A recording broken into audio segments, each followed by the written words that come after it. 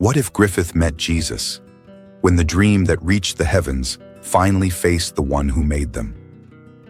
The battlefield was silent, except for the wind cutting through the ashes. Bodies, banners, and broken steel painted the valley in shades of gray. Griffith stood at the center, armor cracked, hands trembling, eyes fixed on the horizon that once promised glory.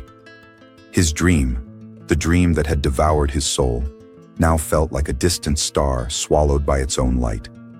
He had climbed over everything: blood, betrayal, bodies, and love. He had turned friendship into currency and loyalty into sacrifice, because dreams demanded payment, and he had always been willing to pay. But now, as the wind carried the faint smell of iron and smoke, he began to wonder if the cost had been too high. He could still see Guts's face, not as an enemy, not as a rival, but as the only person who had ever truly seen him. That memory burned sharper than any blade. For years, he had chased a throne in the sky, only to find himself chained in the pit of his own ambition. The God hand gave him wings, but stripped his soul bare. Griffith looked at his reflection in the puddle beside him. The perfect face, unmarred, divine, but empty. The eyes that once inspired armies now could not even convince the man inside them to live.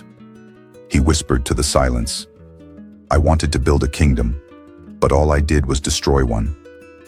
The sky rumbled in answer, and then, amid the thunder and ash, a light broke through the clouds, not blinding, but pure. From it stepped a man with calm eyes, wearing simple robes. His presence didn't dominate the battlefield, it healed it. The air itself seemed to breathe again. Griffith reached for his sword, but his body froze. Not from fear, but from something deeper: recognition. The man approached slowly, footsteps silent upon the charred ground. "Who are you?" Griffith asked, his voice breaking like glass. The man looked at him, not with judgment, but with sorrow. "Someone who never stopped seeing you." Griffith's gaze hardened. "I've done things no God could forgive." Jesus nodded. "And yet, I'm here. Do you know who I am?" "I do. I saw the boy who dreamed under the stars, before the world taught him that love is weakness.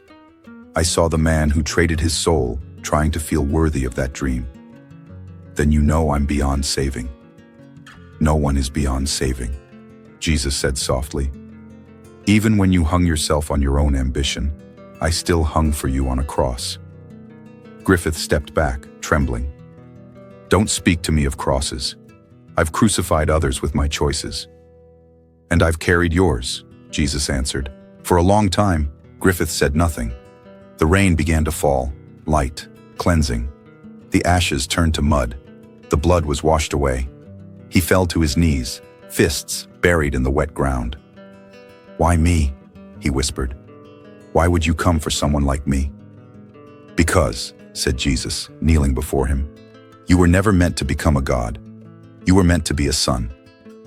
The word son shattered something inside him. No title, no throne, no mask. Just a name he had forgotten he once wanted: beloved. Griffith's tears mixed with the rain. "I don't know how to believe." "Then just let me love you. I failed everyone who followed me. And yet, I still followed you here." Griffith looked up. "What do I do now?" "Lay down your sword, not because you lost, but because you've been found." He slowly unfastened the weapon that had once defined him and let it fall. The sound of steel meeting earth echoed like the closing of a wound. Light broke across the valley, soft and golden. The dead field seemed to breathe again. And there, between the ruins of a man's ambition and the mercy of heaven, Griffith finally stopped trying to ascend. He learned to kneel, because power had made him feared, but love made him human. And that was the beginning of redemption. Maybe you too have built kingdoms that crumbled. Maybe you've chased perfection until you lost your own reflection. Maybe you've worn masks so long that you forgot how your real face feels. But the same Jesus who found Griffith among ashes stands before you now, not to condemn, but to call you back.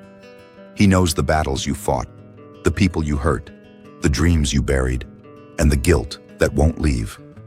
And still, he says, "You are mine." Isaiah 43:1. You don't have to earn his love. You just have to stop running from it. If this story reached your heart, comment, "I want to lay down my sword." Share it with someone who carries too much weight alone. Subscribe for more encounters between faith and the soul. Because sometimes, the greatest victory is surrender.